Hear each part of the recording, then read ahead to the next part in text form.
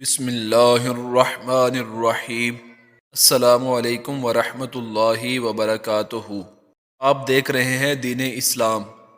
Video شروع کرنے سے پہلے ہماری یہ گزارش ہے کہ اگر آپ نے ہمارا چینل ابھی تک سبسکرائب نہیں کیا تو برائے کرم ہمارے چینل کو سبسکرائب کر لیں اور بیل آئیکن کو دبا دیں تاکہ ہر آنے والی ویڈیو کا نوٹیفیکیشن آپ تک پہنچ جائے۔ جزاک اللہ خیرہ۔ ویڈیو کو آخر تک لازمی سماعت فرمائیں۔ مالدیپ بحرہ ہند میں واقع ایک سیاحتی ملک ہے۔ یہ ملک 1192 چھوٹے جزیروں پر مشتمل ہے، جن میں سے صرف 200 جزیروں پر انسانی آبادی پائی جاتی ہے۔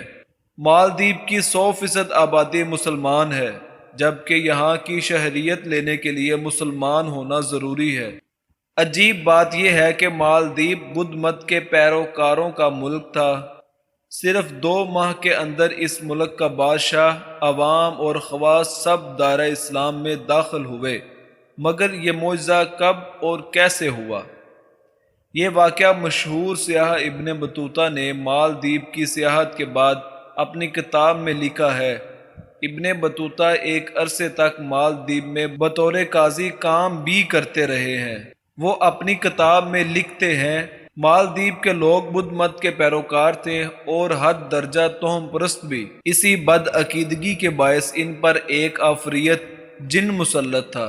وہ عفریت ہر مہینے کی آخری تاریخ کو روشنیوں اور شمعوں کے جلوں میں سمندر کی طرف سے نمودار ہوتا تھا، اور لوگ سمندر کے کنارے بنے بت خانہ میں ایک دوشیزہ کو بناؤ سنگار کر کے رکھ دیتے۔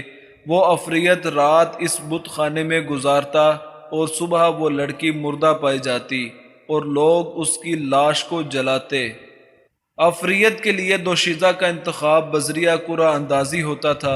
اس بار قرعہ اندازی میں ایک بیوہ بڑھیا کی بیٹی کا نام نکل آیا۔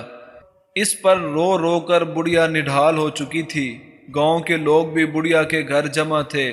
دور سے آئے اس مسافر نے بھی بڑھیا کے گھر کا رخ کیا۔ اس کے استفسار پر اسے سب کچھ بتایا گیا کہ عفریت کے مظالم کتنے بڑھ گئے ہیں۔ مسافر نے بڑھیا کو دلاسا دیا اور عجیب خواہش کا اظہار کیا کہ آج رات آپ کی بیٹی کی جگہ بت خانے میں مجھے بٹھایا جائے۔ پہلے تو وہ لوگ خوف کے مارے نہ مانے کہ عفریت غصہ ہوئے تو ان کا انجام بد ہو سکتا ہے، لیکن مرتا کیا نہ کرتا، وہ راضی ہو گئے۔ مسافر نے وضو کیا اور بت خانے میں داخل ہو کر قرآن مجید کی تلاوت شروع کر دی۔ عفریت آیا اور کبھی واپس نہ آنے کے لیے چلا گیا۔ لوگ صبح نہار بت خانے کے باہر جمع ہوئے تاکہ لاش جلائی جا سکے، لیکن مسافر کو زندہ دیکھ کر وہ سکتے میں آ گئے۔ یہ مسافر مشہور مسلم دائی، مبلغ اور سیاح ابو البرکات بربری تھے۔